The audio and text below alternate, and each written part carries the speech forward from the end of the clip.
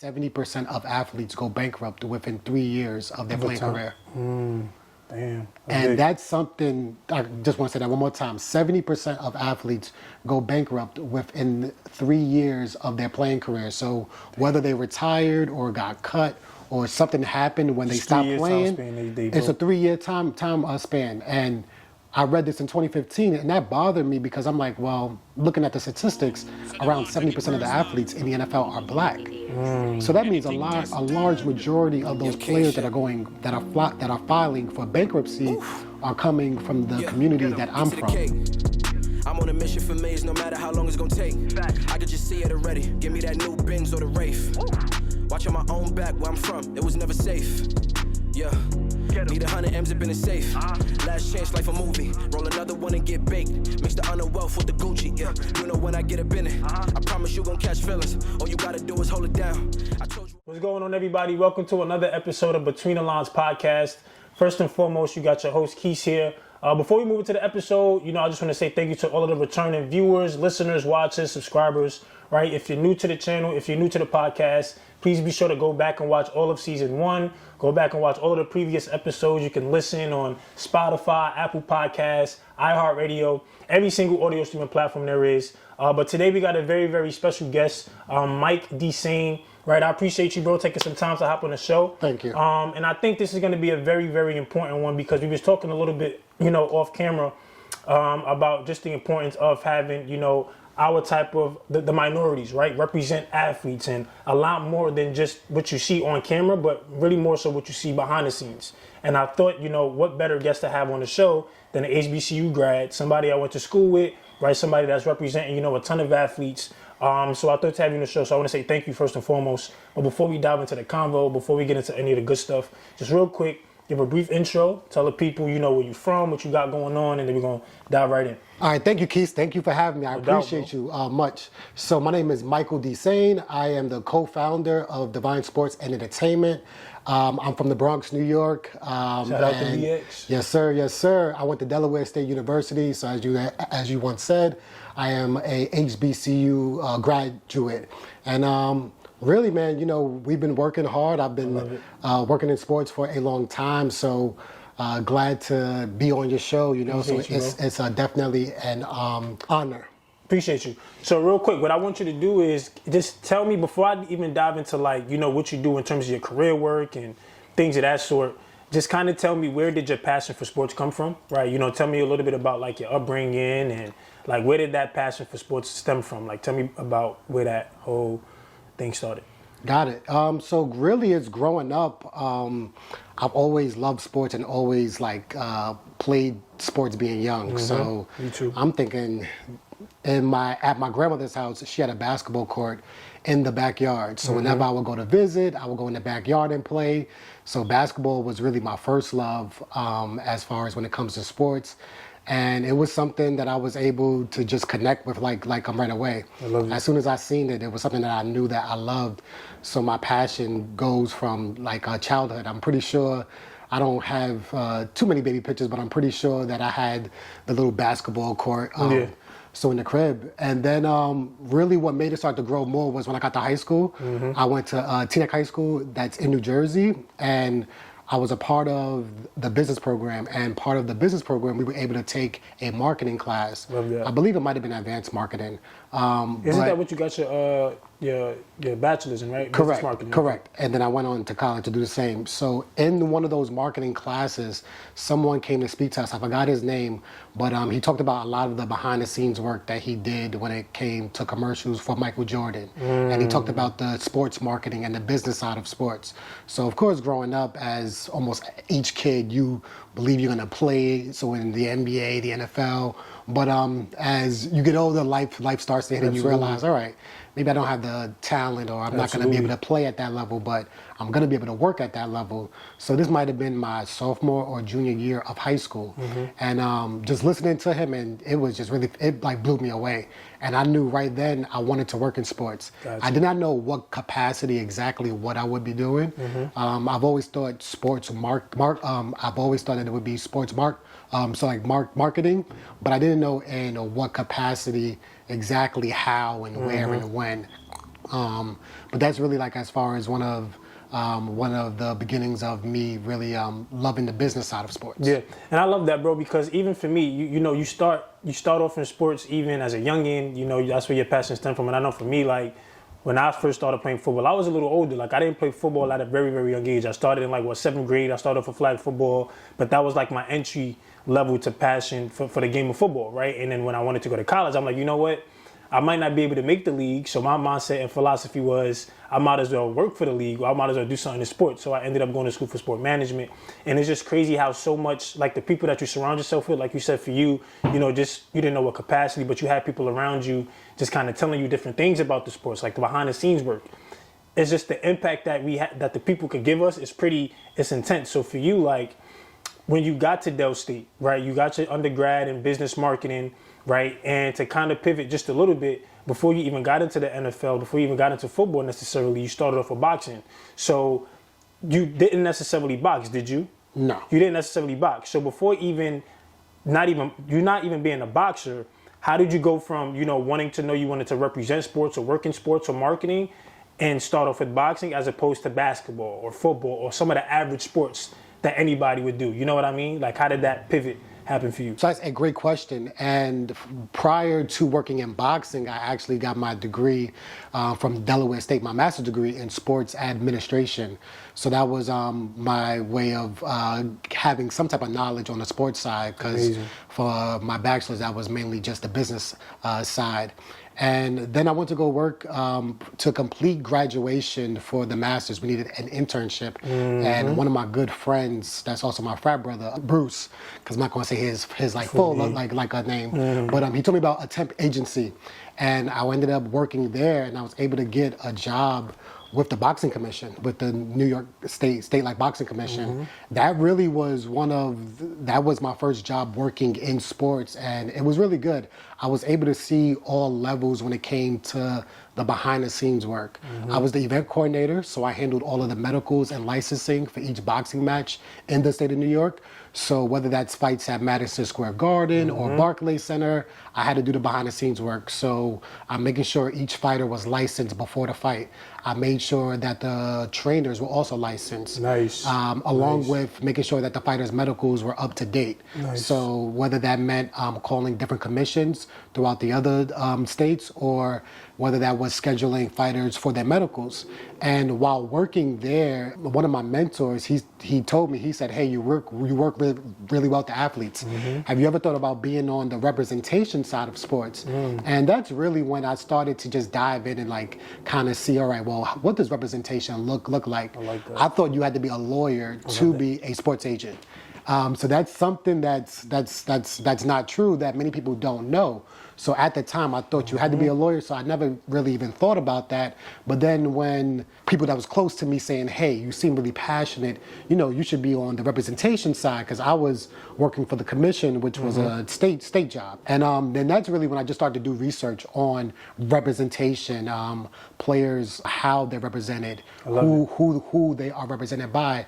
And there was a lack of representation from players, from people that look like them. So I then noticed that. One of the things I read during that time that was troubling was, on average, this was around 2015, I might have read this, on average that 70% of athletes go bankrupt within 3 years of their playing career. Damn. And that's something, I just want to say that one more time, 70% of athletes go bankrupt within 3 years of their playing career. So whether they retired or got cut, or something happened when they stopped playing, it's a 3-year time span. And I read this in 2015, and that bothered me, because I'm like, well, looking at the statistics, around 70% of the athletes in the NFL are black. So that means a large majority of those players that are filing for bankruptcy are coming from the community that I'm from. Are people that look like me. And I understand, for the most part, a lot of those people, those players, they are probably earning or making the highest that anybody in their family has made. So they're the ones that's supposed to create that generational wealth. They're the ones that's doing something that less than 1% of people in the U.S. can do. So to then be a part of a very unique a community, a brotherhood, a fraternity for whichever sport you're in, to then go to bankruptcy, that was a problem for me. So what I really wanted to see was, where's the disconnect? What's going on that you're here, but then now you're down there? And then I believe, and it's probably more than one thing, but I believe it's, people that you have inside your corner. And a lot of times, people that's advising you, because I believe when it comes to players, there's certain players that showed the blueprint for it. We all know what like LeBron is doing, which is great. That's the blueprint for doing that. And there's certain people that at times, unfortunately, don't have that right support group, that right system, that wise counsel that's really around them. So that's one of the things that really sparked me to say, okay, this is definitely what I want to do, because I believe that I can make a difference within this. I love it, bro. I believe that I relate to the players, coming from similar backgrounds as them, and not too far in age, but definitely old enough to have made some of the mistakes that they don't have to make, and show them guidance. So that's a little bit. Yeah, bro. And real quick, like just kind of hearing that, you it's funny because you answered my next point, and which was like the misconception was that you had to be a lawyer. And it's funny because before I wanted to tap into sports, while tapping into my sports entertainment degree, my goal was to be a sports agent. But then once I knew or heard that I had to become a lawyer, it quickly changed, because I knew that I personally didn't want to go to law school, right? So for you to kind of mention that, I just kind of want to reiterate that, like, if you're somebody who's inspiring to be in a sports and entertainment business and you have a dream or a goal to be a sports agent, being a lawyer would make you more qualified to be an agent. But I don't think you necessarily need to be a lawyer, as he mentioned, right, to be one. So I think it's very important to just emphasize that, because like you said, bro, you don't need to be a lawyer to do that. And you kind of saying that, like, at what point did you realize that? Like, did you ever plan on going to law school? Like, did you think that's what you were gonna do? Like, how did you kind of, go around that to still make a way and becoming an agent? You know what I mean? Yep. So when my mentor mentioned to me, like, hey, have you ever thought about being a sports agent? I had told him, like, hey, like, I haven't really thought too much about it. And he's a lawyer, so that's funny. So when he mentioned it to me and said that he's doing it, so I said to him, like, hey, well, I'm not a lawyer. Then he told me that you don't have to. So I started to do some of the research. So for the NFL, you just need a secondary degree. Got it. So you must have a bachelor's degree, or yes. Do it got to be in sports? No, it's a secondary degree. Just a secondary degree. Secondary degree. It could be a doctorate. It could be just something that's other than. Yep. Gotcha. So secondary degree. If not, you need 7 years of contract negotiation experience. If you do not have that second degree. And the NFLPA, they actually have the requirements on their website. So I started to do some research, and then I looked it up. I said, well, I'm actually qualified because I had both of my degrees and everything else. I really just needed to apply for the test and then take it, then get licensed. How tedious was the preparation for it though? Like in terms of like preparing for the test and things of that sort, was it very tedious, like to study in? Like how much work went into that period of time for you to complete your actual certification? So that's a great question, and it's very tedious. That test, so a couple things about the test. First, the test is $2,500. Okay. And is it, you pay $25, if you fail, you gotta pay $25 again. It's per test, per tape. You pay $25, if you fail, then you get one more chance to take it. For free, or part of your $25, if you wanna say you paid, half and half. But you pay $25, and if you fail, then if you fail twice, you have to wait 5 years to take it again, and then pay the $2,500. 5 years? Damn.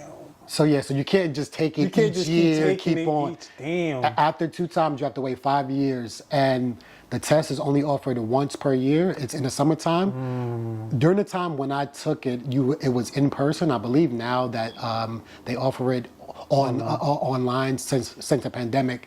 And so when I took it, it was in person, and I actually did not pass the first time. So it was. You got it the second. Oh, of course. Yeah. Of course. There was. Do you feel like it was like a preparation, or was it just like it just was challenging? I don't know if it was. It definitely was not like a preparation. It might have been the overconfidence. Gotcha. I studied a lot, but I think I might have been overconfident because during the test you could leave. So I went to go use the bathroom and come back. I mean, I really had to go though. But but I was feeling good about myself. Yeah. And I got a good majority. I mean, I think I might have only failed by about 3 or 4 questions. So it wasn't like I did terrible. Got you. Okay. So, but yeah, the test is very tedious. the pass rate was less than 50%. And there were people that were lawyers that told me that it was more difficult than the bar. So, and that's what they said, and it's pretty interesting because they do make it tricky. They word it a certain Very way. differently. They send you some study materials, so the CBA, and then they also send you another like study guide book, and you pretty much have to know all of that. But there's not from the NFLPA itself. They don't offer like a prep course or You just got to do your own. You just get it. Nitty-gritty. Damn, that's tough. Congrats to you, bro, for passing. I mean, I think Thank that's you. tough. And let's kind of move on a little bit. I want to tell us a little bit more about Divine Sports and Entertainment, man. Like, you have your own agency where you have different agents and you guys represent athletes from college to the NFL.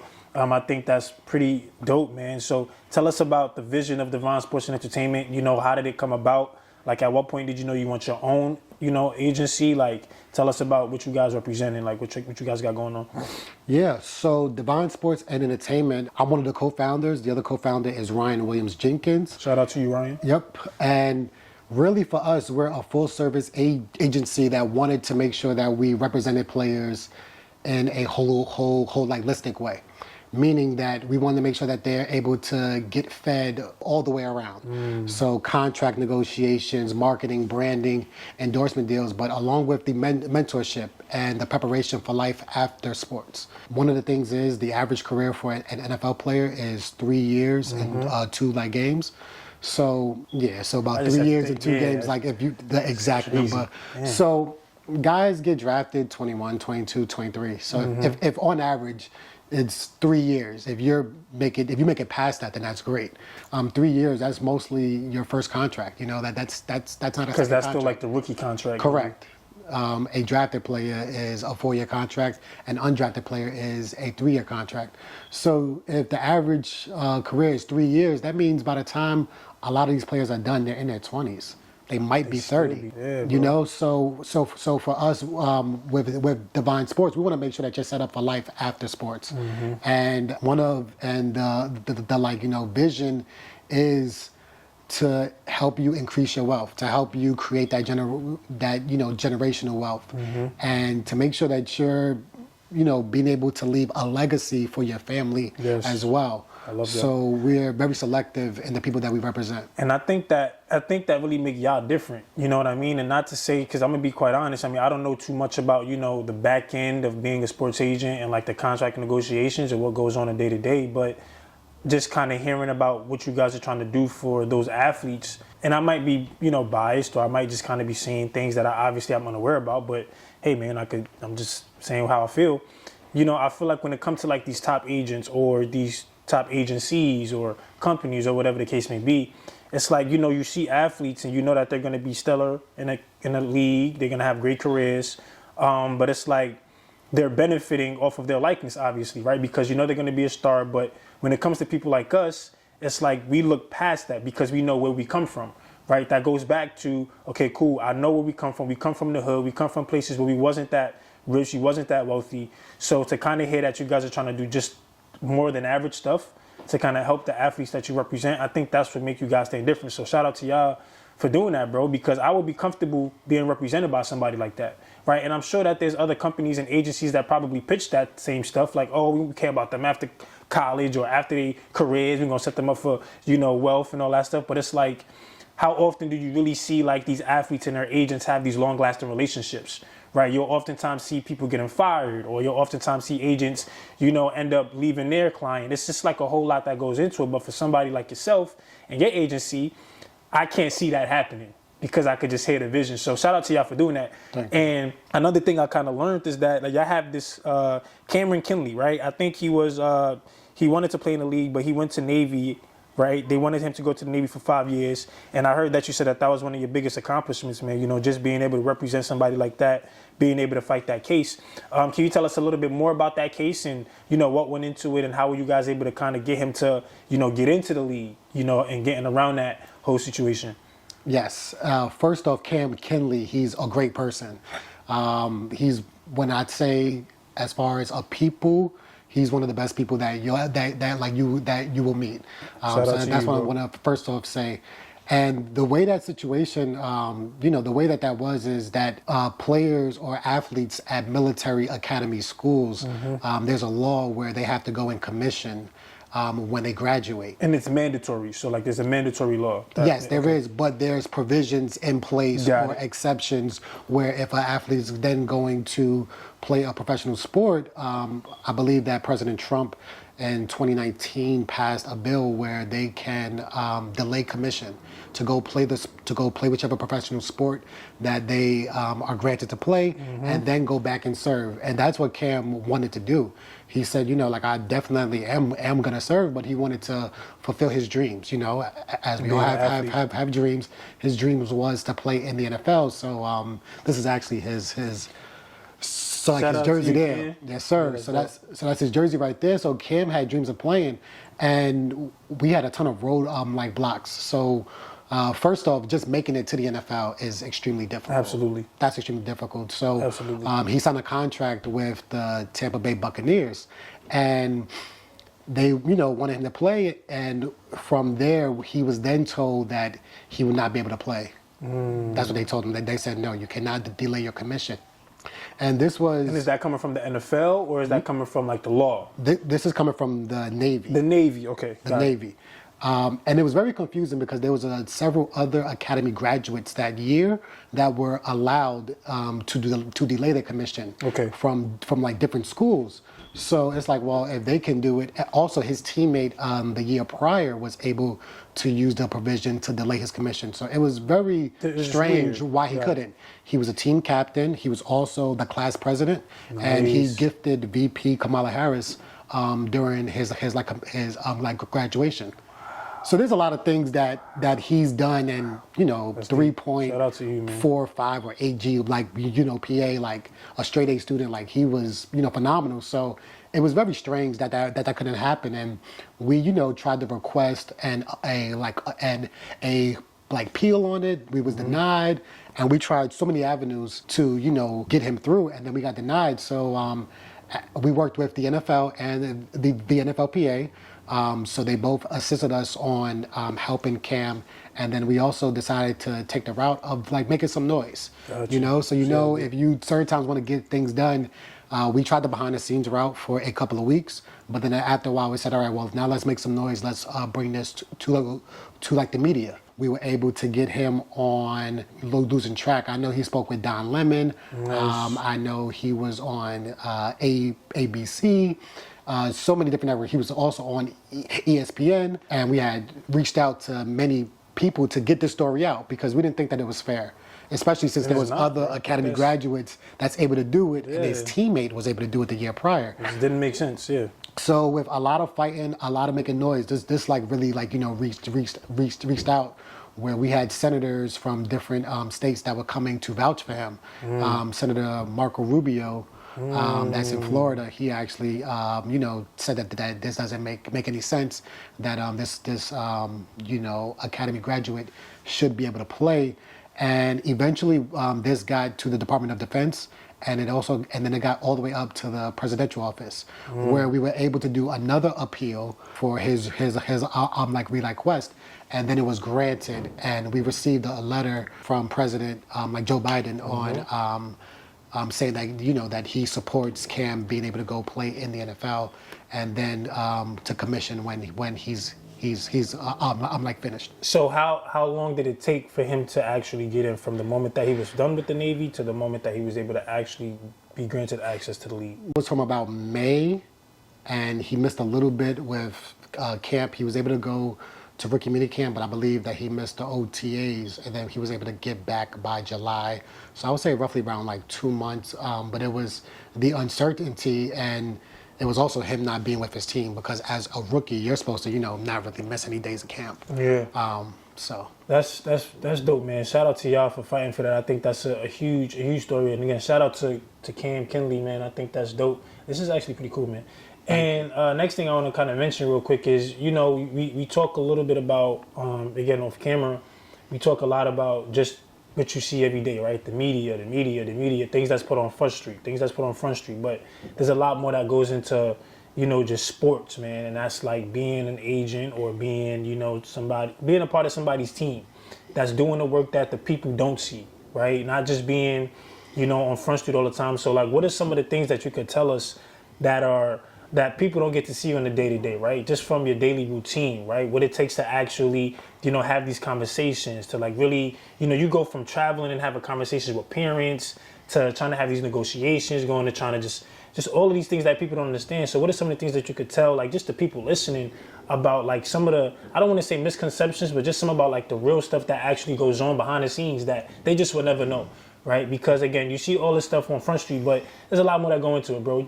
There's an athlete that has so many different types of representation, agents, right? Some people have accountants, right? You have people that get your hotels and manage, like all of this craziness. So like, what can you tell us about just what really goes on, in those closed doors, if you can? Like, what are some of the conversations you have, right? What are some of the day-to-day tasks you have to deal with from living up to their expectations? Like, how does that go for you? Yes. So a lot of the behind the scenes work, so as we will call it, a lot of that is a like touching the detail. So a lot of the things that's happening as far as behind the scenes is similar to what you said. So it's tons of planning. So that's first and foremost is tons and tons of planning. So we plan with each thing that like we do, and it's strategical planning. So I believe that you should have a strategy with each thing that you do. So each player that we go to talk to, each player that we recruit, is going to be different because they're a different person. So we don't take the approach the same with each like a player. Gotcha. So a lot of things that people don't see is the tons of research that we're doing, is the staying up, late like nights, but also gathering data and comparing it, so seeing what makes sense. A lot of things that people don't see behind the scenes is the data and the research that you are doing, and that's one of the most important parts, because you're going to make decisions based off of that. Like, you should make decisions based off of the research that you have, because that is a good question. I'm trying to think of certain things that people may not see. I know it'll be tricky. I mean, it's tricky to sometimes even think about too, because you be so embedded into the work that sometimes you don't even realize what's not out there. You know what I mean? Right. So I understand it, bro. I understand it. Like, I understand it. So things that people don't see. So one of my, just before I go to that question, one of my favorite shows that I watched for a sports show was Ballers, and it was great. The Rock, with The Rock, right? Yeah. The Rock did a great job. The show was fun, but it showed the life. Yes. Now it didn't show the behind the scenes work. So a lot of that work, or one of the things it did show, was a ton of calls. So there's a lot of relationship building that you have to do in sports if you want to be successful. Yep. So as far as what's the behind the scenes work, that's the relationship building. There you go. Yep. So you're on the phone a lot. So with being a sports agent, these are relationships that you need to have. You need to have a relationship with coaches, that's in the NFL, with league executives. So that could be the general manager, the vice president, that could be all the positions that entail. Also with scouts, you want to be able to have these good relationships with the teams, because you're then going to, recruit players and have players that's in the NFL. So you'll have to negotiate contracts. You'll have to, you'll be in a situation where your player gets cut, and you're looking to get him a workout with another team. Having a good relationship is going to be beneficial when you want to make a call and they pick up for you, because these guys are busy. Remember, these guys are working at the highest level, so they're not going to pick up for everybody. But when you have that good relationship, then you get your calls answered. So coaches, NFL league executives, scouts. Then besides those relationships, now you need relationships within the media, because what happens when you want to branch an athlete? What happens when you want to push him out there? You need to have those contacts. So you have to build relationships within people in media, because you'll need that. God forbid something goes wrong with your athlete. You want to make sure that the right story gets out. Absolutely. Because we know whenever something goes wrong, a ton of things get put out there. So you want to make sure that the truth comes out. So relationships when it comes to media, then you have to have relationships when it comes to players that you're recruiting. I like that. Coaches and administration to media to players. I love players, that, bro. yes, because as an NFL agent, you recruit players that's in college that's going to pro. if you have bad relationships with players, they're going to tell somebody else and they're going to say, hey, don't sign with this person. If you have a bad relationship with players, then that's not going to hold well because that relationship may be told to someone else. Yep, right. exactly. But if you have a good relationship, then you might, you know, get referred to other agents, exactly. other clients. Sorry. So the relationship is everywhere. So I think that's one of the most, that is one of the most important parts in the business. Between everything else you do, build good relationships, and I believe that they should be genuine. I love that. Don't build it on a transactional or where it's like, hey, we're just using each other to get up. No, like truly get to know that person because that's a person as well. Besides the title or the occupation they have, that's also a person. And I believe in, you know, lifting as you climb and growing and building together. So it's always good to connect with people in like sports. Got that. Man, that's dope, bro. And real quick, this might be a little personal. I don't know if you could answer this, but if you can't, man, it is what it is. But as an agent, and it's just me wanting to learn, and probably even for people watching and listening, as an agent, so how does it go in terms of your compensation, right? I know as an agent, you have different clients that you represent and things of that sort. So in terms of your compensation, is it you get a percentage of their contract? Is that how the compensation goes for agents? Like sports agents? Yes. So so it goes by the CBA. Okay. So within the collective bargaining agreement, they have a cap on what's the percentage that you could get on a player contract. Got it. So that's the contract with the player and his team. Got it. So the max compensation that an NFL agent could get is 3%. Got it. Okay. So that's the max that you can get. And that's for any experience, no matter how many experience you have, no matter how many clients you have, the max you can get on a contract is 3%.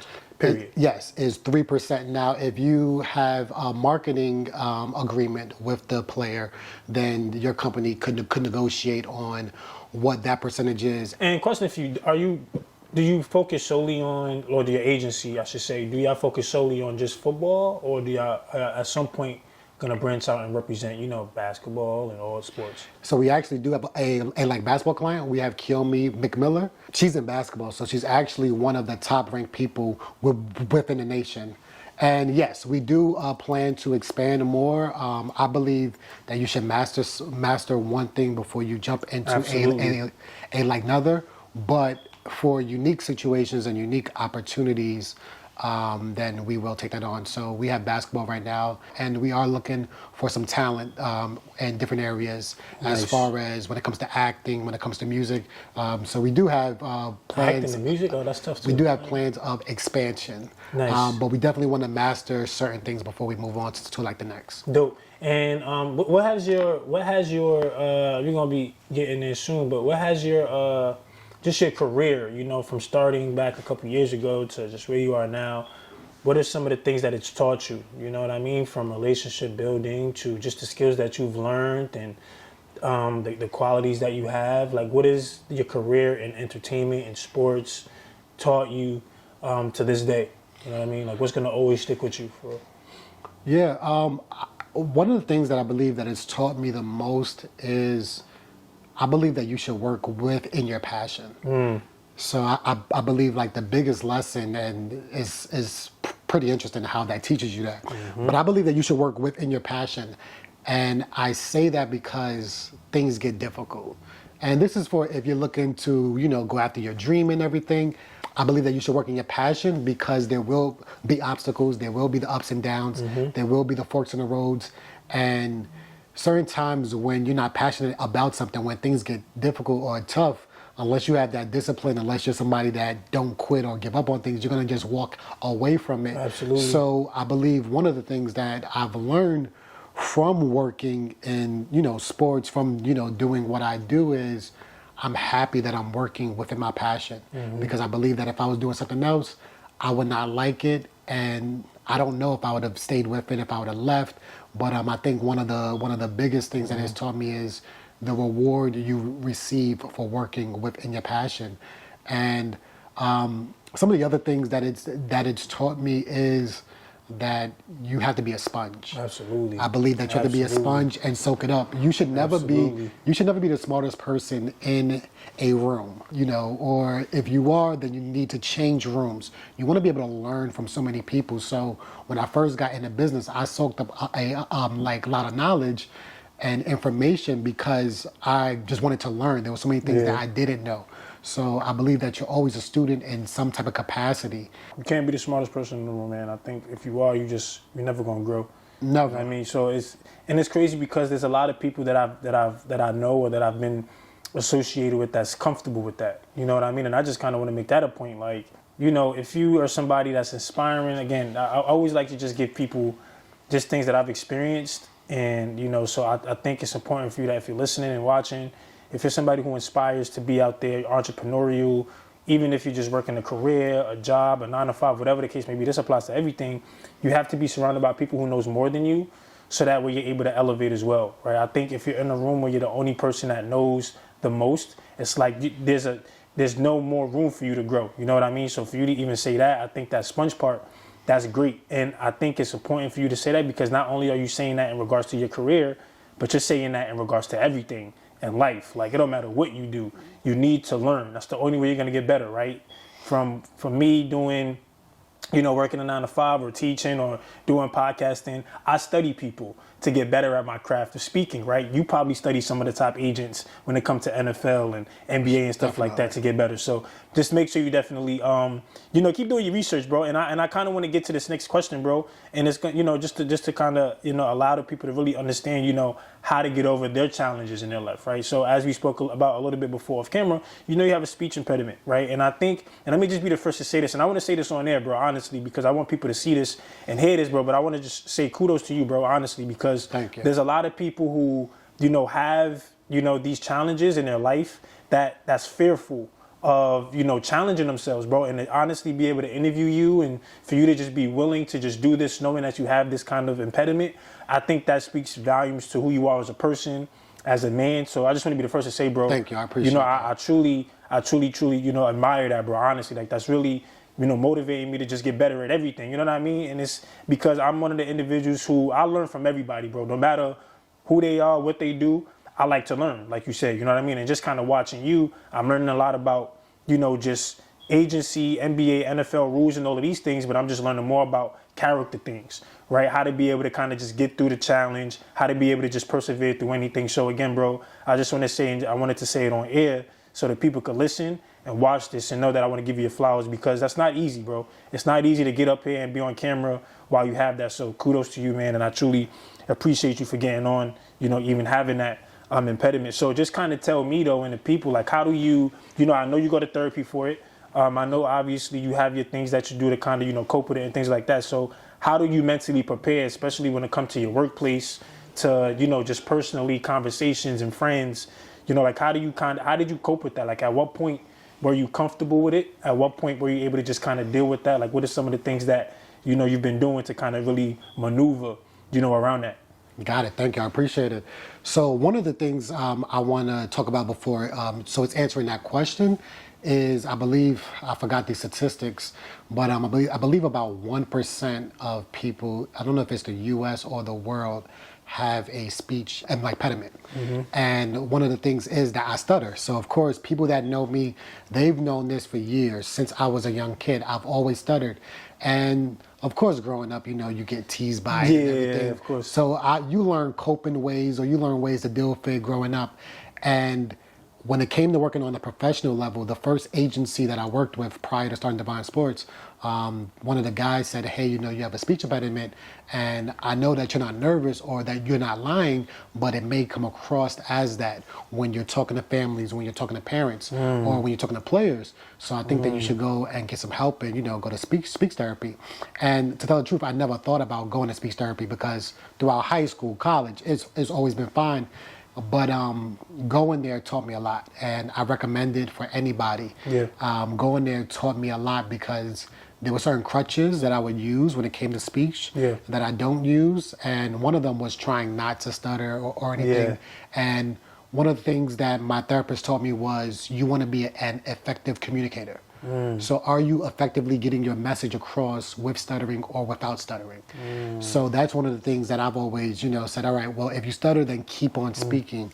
So so there's different practices and there's different ways that you can help your speech out. One of the things is I don't know the scientific study behind it, but I don't think that there's a cure to it. Absolutely. So I don't believe that there's a cure where it's like, hey, you do this and then you'll be cured. Of course. I think it's a consistent practice, what you have to continually do. So there are fears. Like I didn't realize that I had certain fears when it came to speaking. So I didn't, until going to therapy, they started to peel back that onion and peel back layers of things that was going on in your life that you didn't even realize, not speaking up in class or not speaking up in large group settings. I'm thinking, oh, it's because I'm quiet. But it was really because, I didn't want people to look at me a certain way or notice. So one of the ways that I've learned to, I'm not gonna say overcome it because it's something that I still have and I'm proud of it. Yeah, I believe, course, that it's you like Neek. But one of the ways that I've learned to help myself out with it is tell people that I stutter prior to. So before, it's like, instead of keeping it a secret, how about you put that out there? So now that they know if I do stutter, well, they already know that. So it's not going to be anything. It's not going to be anything. And if they have any judgment, then that's more on them and not on you. Because a lot of time when a person stutters, that's internally you're thinking like, oh man, is it me? Is it something that I'm doing? Or this and that. So one is letting them know in advance that you stutter, and then that helps break that guard down. And I believe that that's pretty important because once you say that, that's kind of like weight off of your like shoulders. Yeah, bro. And then another one is avoiding the crutches. So there's different crutches that people have, whether that's tapping your foot, whether that's tapping your hand, whether that's looking away, breaking the eye contact. So avoid using any type of crutches that you might normally use when you're about to stutter. So that's things that I, practice and doing because I'll notice like, oh man, I'm tapping my foot. All right, let me not do that. Because your body does certain things to kind of, guide you or shield you or make it easier. But then it's like, no, embrace it and let it go through because you don't want to use those like crutches. Yeah, and that's crazy, bro. I can relate to that so much because I don't have anything of that sort. But my parents is deaf, man, and I always tell a story as well because when it's a story like this, the relatability, right? And I think again that's why I always like get into this vulnerable point because people need to understand that we're human and we have feelings as well and there's things that we experience. So my parents is deaf, right? So my mom is completely deaf, my dad is hard of hearing. So as a kid, I had to grow up learning sign language. Not that it's a bad thing, but it's like as kids, you want to be like everybody else. So for like you with your speech impediment, you feel weird when you don't sound like everybody else. Everybody's gonna make fun of you. For me, when I was a kid, people used to make fun of me for doing sign language. So like when my mom would come to like open school nights and I would have an interpreter and I would have to sign, I would be embarrassed because it's like, damn, now I know the kids gonna look at me and make fun of me because I gotta do sign language. But as I got older, it was like in order for me to kind of cope with this and deal with it, I gotta do exactly what you did. Let me just kind of just be open about it. Let me just be willing to start doing it more in public and just be and accepting it because it's like, bro, it's a blessing that you know that, right? You can help other people by doing that. So I can help people by telling them about my story and my experience with learning sign language. And you can do the same thing with your speech impediment by encouraging them to be okay with that, by still getting in front of the camera, by not thinking that you're any different than anybody else just because you have a speech impediment. So I relate to that a lot, bro. And again, I'm gonna just keep saying this, kudos to you, bro, for really just taking the time for really getting on here. But can you, I know there's been, having that challenge, has there ever been any situations where, you might have lost, agents or, you might have gone to a conversation and, it just went the wrong way? Can you tell us about a time where where it's been very challenging, a challenging period for you because of that? Yes, and I have a couple stories. With being a sports agent, as I said earlier, there's a lot of conversations. Right. So there was one call with a player and a parent that I bombed. I completely bombed. I'm just like, I couldn't get a word out, and I don't know what it was. It just wasn't. It just was not happening that day, and I believe that might be why we didn't sign the player. But yes, there has been cases where I've stuttered and I felt like that might have been the reason. You know, you never know the reason why somebody course. may not sign with you, or why a deal may not happen. But I have had those things happen. But there's a lesson, or there's something to learn behind each one. And I believe when that happened, I was in therapy at the time, so I kind of was like more upset, like, man, I'm going to therapy. This is supposed to be working. Then my therapist had to sit me down and said, no, like, these are the things that's happened because you're a work in progress. So you're gonna still have those times when that happens. But I think one of the most important things is that after that, I kept on going. And that's probably one of the biggest things is, okay, you had that important call, you had that big moment, and you messed up. But how do you bounce back from it?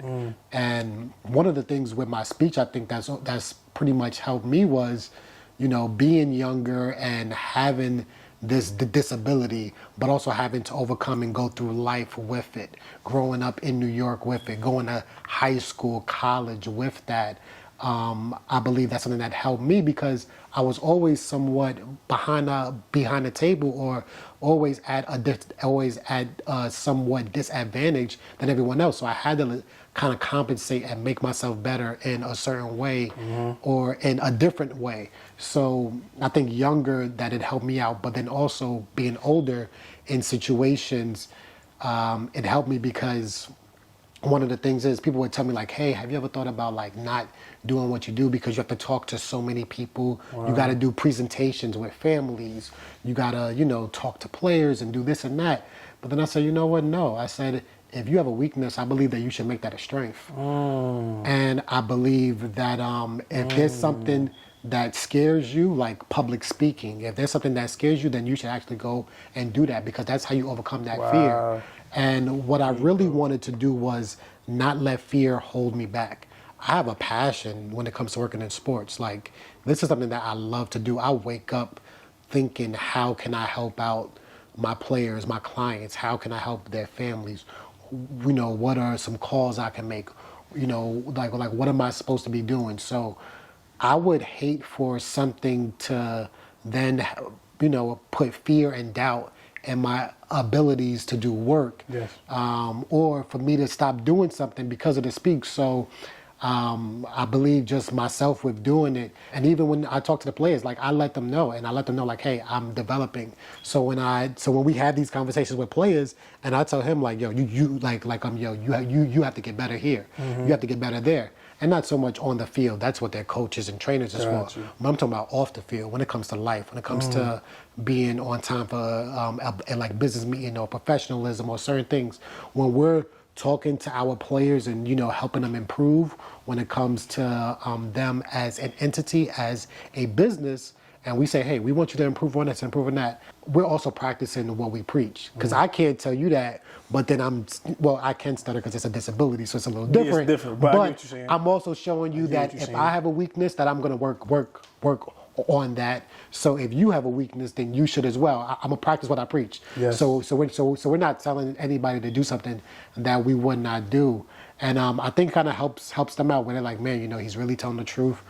He's like being real, and if he's working on that, then I could definitely work on this. And one of the advantages of having a speech impediment is that people kind of don't forget me. So if I talk to any type of GM, I like manager, so I've learned, and I tell the players, you know, how do you make your weakness a strength? How do you turn a negative into a positive? So if I'm the one that stutter, the next time I call this general manager, I mean, there can't be too many guys that name Mike that stutter. You know what I mean? So if I'm talking to them, so there's certain benefits, or there's certain ways to find good in everything. You know? Right, bro. That's dope, man.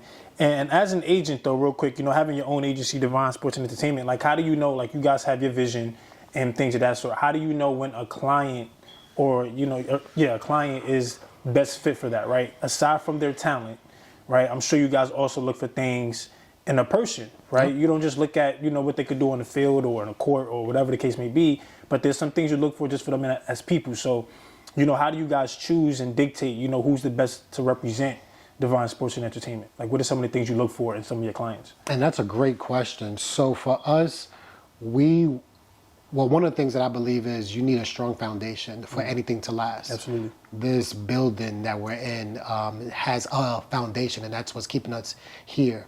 When if you look at the best teams, they have a foundation. If you look at the best companies, they have a foundation. So I believe one of the first things that we needed was a foundation, and it was something that actually my business partner Ryan, he actually came up with, and him and I talked together through it. But it was his idea. He said, "Hey, let's create a values and then beliefs." Where our company, we have values and beliefs, and I believe that each person has values and they have beliefs.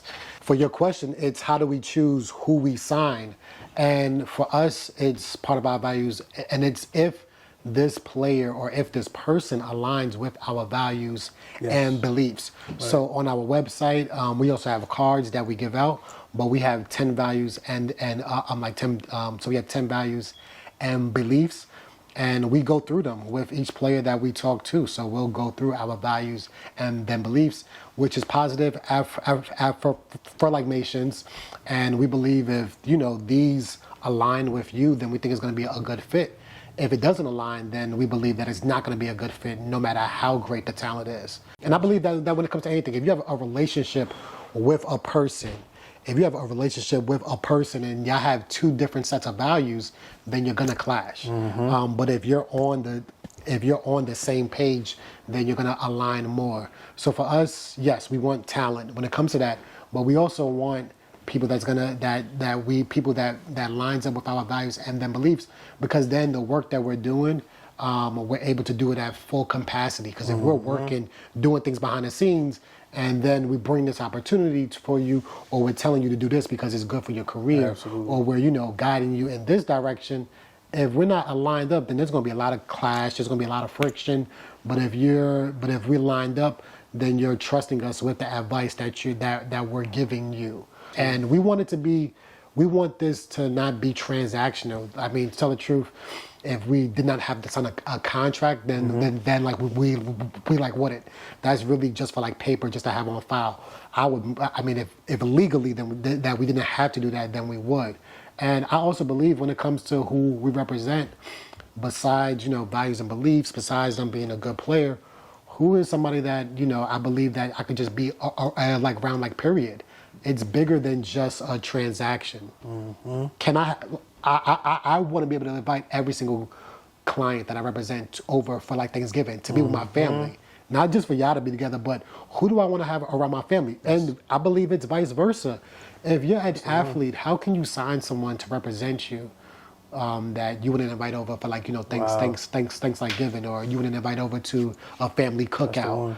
So I feel like those are the things that's important. Like, can you even just be around this person regularly, or if we didn't work together, that we wouldn't even talk. That's the one. If it's that type of transaction, then we don't want that.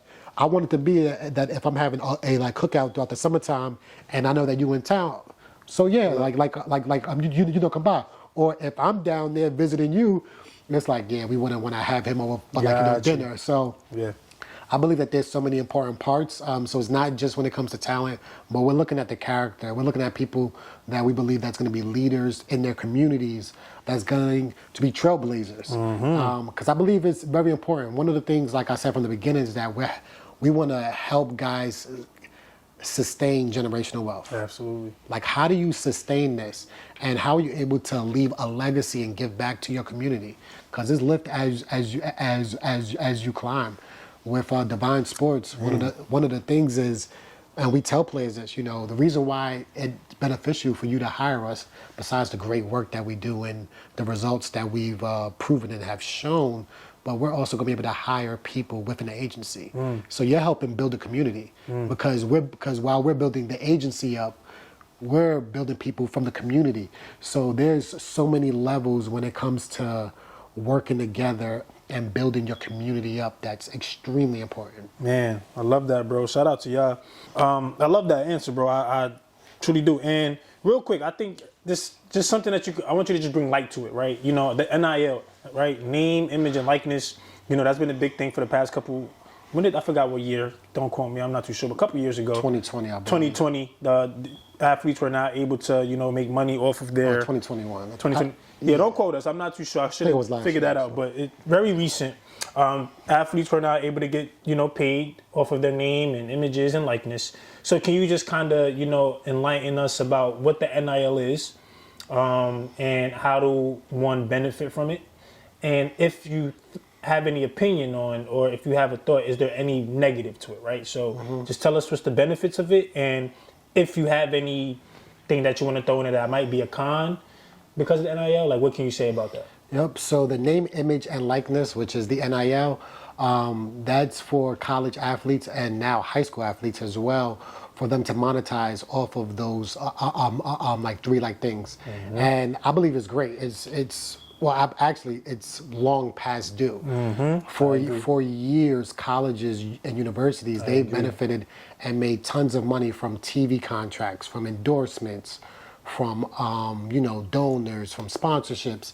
They've made a ton of money off of the players' backs. Absolutely. That's on TV, and anywhere else or in any other profession, they would get paid. If you're a singer, you're not gonna, and even if you're in high school, you're gonna still get paid if you're able to sell out Madison Square Garden Arena, or if you're able to do that. So when it came to college basketball, these guys there's ticket sales. People that's going there are buying beer, buying so much, and it's and not each player is on scholarship. So yes, some of them are on scholarship, but not each player is on scholarship.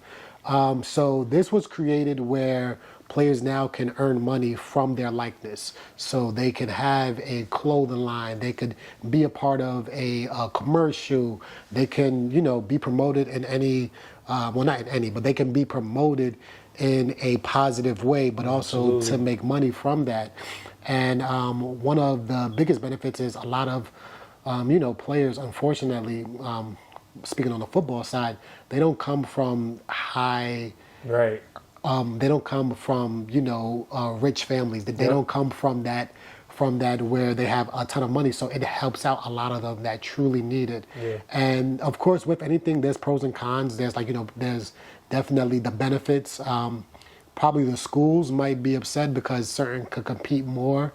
If there's, if that's a state that's a higher income earning type of state, they might be able to have more, local sponsors around, as opposed to some that might not have that much, business around that can offer that.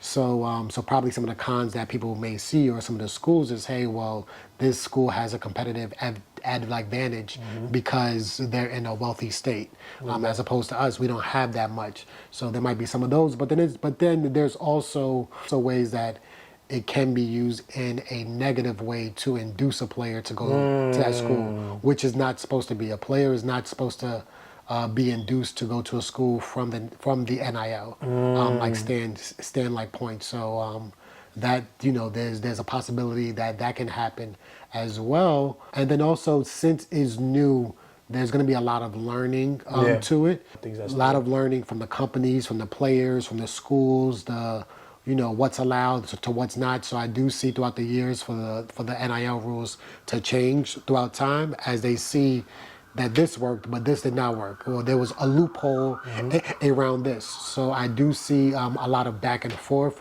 with how that's going to go, but I think it's very beneficial for the players, because also all of them are not going pro. So if you have a chance to make a couple of $1,000 or hundreds of $1,000s, and do right by it, and you don't end up making the pros, you could be sitting on a substantial good amount of money and then go into your career. And now that sets you up financially on a good path to where whatever you look to do in life, you have that you have that cushion. So I think that's one of the biggest benefits, because a small percent of players go pro. Less than 1% of people are professional athletes. And this is even if we gather all of the professional athletes, even if we gather them all up. It's less than 1% of the population. It's not that. It's a very difficult thing to do. So if you're in college and you're able to, gain that, that's definitely one of the benefits to that. So I think players should definitely utilize it, but I think that they also should learn and educate themselves. Absolutely. Because there are certain pitfalls or downs that can come with it. You're getting paid that much money, so understand what that means to you from a tax standpoint. Should you set up a corporation where you can where you get paid through that, and then at the end file your taxes? Because if not, if it's getting paid directly to you, and you file your taxes, you may owe a ton of like money. So I believe that the education on how a player is getting paid and how they want to do it, whether it's through self, whether it's through a company, I think that they need to understand that part, and to make sure that they're doing the right things tax-wise, so that at the end of the year they're not hit with a bill from all the money that they made. So I do think the education part, I don't know if they're being taught that. So that's something that I believe that's like very important when it comes to that. Got you, bro. And let me know if this sounds familiar. Faith over facts. I think it's something you say a lot, right? Faith over facts. I think you mentioned that as like it's a word that was your theme word for 2022. Yes, sir. Right. Yes, sir. Yes, sir. Tell me about where that come from, because when I hear faith over facts, man, I think I don't have my understanding yet, but I know it makes sense. You know what I'm saying? So tell me a little bit about what you mean by that, because it's powerful. Like faith over facts is like, obviously it just means like, have the faith, believe that you can do what you want, right? Regardless of what the facts are, it's still possible, right? People that think that you'll be able to be a successful agent because you're a pediment, but guess what? The faith that I have, it allowed me to be successful to this point. So what did that mean for you, man? Just faith over facts. I think that's powerful. Like, where did that originate from? So like my mom is a pastor. That's one of the first things so I grew up inside the church, younger, not really paying attention as much, or paying attention here and there. But as time has grown, there's certain things that have happened that probably is not explainable. You can't explain it, but that's the miracle. But my mother has shown levels of faith throughout her life that I've seen, which I'm pretty sure hopefully she won't be mad at us saying, but my mother has shown levels of faith in God that I've seen, which made me know that faith is higher than facts, because the facts might be one thing, but faith is going to lead you into another realm. So I've seen my mom go through a divorce, and then come out of it in a better way. I've seen her lose a business, but then come back and get 5.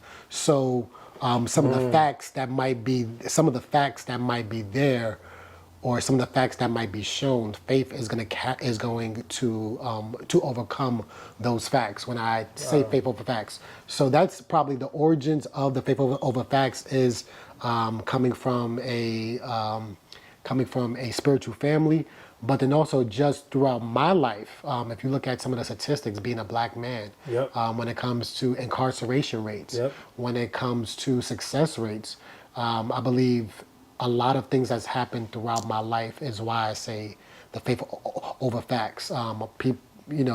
People, or when I was younger, a person, might tell you that you're not going to be anything in life, or that you're not going to do this and that. And based off of the facts that you come from a 2-family home, or that you don't come from this, or that you didn't do necessarily what someone else did, there might be a lot of facts in place, but the miracles that I've seen throughout my life is what made me say that my theme word is faith over facts. Another thing is we're a boutique, so it's like a agency. So if somebody says that's like a mid-level one that's not small, so one that's not a super large agency. So with that being, some of the facts may be like, hey, the bigger companies are gonna sign the better players, but I got faith that's over those facts. That's where the faith over facts come from. Or when it's, certain things people think that cannot be done, as far as Cam Kinley, that's a prime example. Before that's never happened. There's never been a player to appeal having to be commissioned. You can look at David Robinson. He was in the military. He had to serve and then go back and play. There's other players as well. So the facts would have said no, that's not going to happen. It's not possible. I mean, the facts said it. This was the first time that happened. So the facts said that that's not going to happen. We spoke to people that's been licensed for 20 years, because we have mentors that's in the field, and they said that they don't know what to do. They said, yeah, like I've never dealt with Something this. like that. That's probably why a lot of agents or agencies don't really go after the military people, because they know that there's provisions or that there's, obstacles that might not, work out. But our faith is over those facts. So when it comes to faith over facts, I think people in general should just look at some of the miracles that you might have might have happened in your life that's over those facts. That's big, bro. Yeah, bro, Mike, I think, again, I appreciate you for taking, time out of your busy schedule and getting on the show. Yeah, man, First and foremost, I know there's so many other things that you could have been doing, but for you to, trust us to allow us into your space and, give us a lot of game, and obviously the audience that's listening. We've learned a lot, bro. And again, to say this on camera, keep doing what you're doing, keep inspiring, keep showing people that, it's faith over facts, bro. People didn't expect you to possibly be where you are. People didn't expect me to be where I was, but it's the faith that keeps us going. So keep inspiring, keep doing your thing. And look, if you've enjoyed this episode, comment, like, subscribe. You can follow Mike on Instagram at Agent Mike, right? Is it Agent? What's your Instagram? So it's Agent D Sane. So at Agent Sane. Yep. Agent DESANE. Yep. Right. So follow him on Instagram. Stay connected. And look, if you enjoyed, comment, like, subscribe. Go back and watch all of the previous episodes. Go ahead and drop your feedback on this episode, or let us know how you feel. It's gonna be posted on every platform: audio, Spotify, Apple Podcasts. Every single place. But Mike, bro, appreciate you. Thank you. Letting us in your spot. And look, man, see you on the flip side. Got it. Peace. Oh, you want to say something else? Yep, got it. And one quick thing, I want to say, big ups to you. So you're here doing this, and I've seen your videos and the edits y'all do, the great stuff, and I just want to, there's a lot of times when people are doing the work that, people don't tell them that they're doing a great job, and just want to tell you, that you're doing an amazing job. I can't wait till we, revisit this 5 years down that line. Word. Where you got your studio set up and you're like, yeah, Mike, fly out to here. Word. So I'm like, damn, all right, cool. And then, you're one of the, top to do it. But I believe the way that you conduct your shows, but also in the manner in which you do it is truly unique and truly special. Love, thank you. So definitely keep on doing this, and I'm looking forward to continue see you rise. Appreciate you, bro. Shout out to the cameraman too. I'm gonna give him love too. Oh yeah, for sure. Won't be possible without him, but love y'all. See y'all soon. Peace. Yeah, get to the cake. I'm on a mission for maze, no matter how long it's gonna take. I could just see it already. Give me that new Benz or the Wraith. Watching my own back where I'm from, it was never safe. Yeah. Need 100 M's up in the safe. Last chance, life a movie. Roll another one and get baked. Mix the honor wealth with the Gucci. Yeah, when I get up in it, I promise you gon' catch feelings. All you gotta do is hold it down. I told you I'ma kill these niggas. They're telling me to be humble.